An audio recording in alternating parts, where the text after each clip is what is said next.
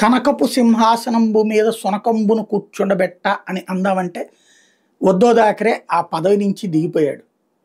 ఆ తండ్రి కడుపున చెడపుట్టావు కదరా అని తిట్టడానికి మాత్రం ఆయన పనికొస్తాడు. ఎందుకయ్యా అంటే తాజాగా ఆయన మాట్లాడినటువంటి మాట, పాక్ని బెదిరిస్తే సమస్యలు పరిష్కారం కావు, పహల్గాం ఉగ్రదాడి పూర్తిగా కేంద్ర ప్రభుత్వ వైఫల్యమే. ఇది తన సామ్నాలో పెట్టుకొచ్చినటువంటి పాయింట్.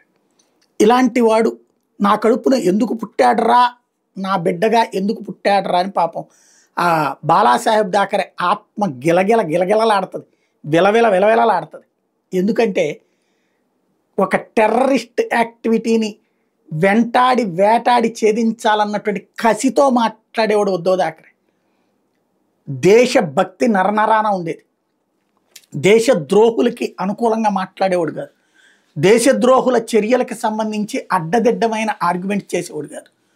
దొంగతనం చేసేవాడికి 100 దారులు ఉంటాయి, మర్డర్ చేసేవాడికి 100 దారులు ఉంటాయి, పోలీసుకు ఒకటే దారి ఉంటుంది. భద్రతాపరమైన సమస్య అంటే ఇన్ని రోజులు మరి నువ్వు బాగున్నన్ని రోజులు భద్రతా సమస్య లేదు, అప్పుడు ప్రభుత్వం బాగుందని నువ్వేమైనా సర్టిఫికేట్ ఇస్తావా? భద్రతా సమస్య అనేటటువంటిదే కరెక్ట్. ఎట్లాంటిది? ఒక అసాంఘిక శక్తి మన మధ్యలో ఉన్నటువంటి మత ఉన్మాది అయితే పట్టుకుంటాం, కానీ వాడు ఎక్కడి నుంచినో వచ్చినటువంటి ఉన్మాది, వాడిని పట్టుకోగలిగితే అక్కడికి వెళ్ళి లేపేస్తాం కదా.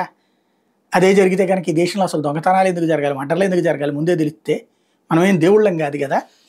ఆ తర్వాత చేసే చర్యలే ఇప్పుడు ముఖ్యమైనటువంటి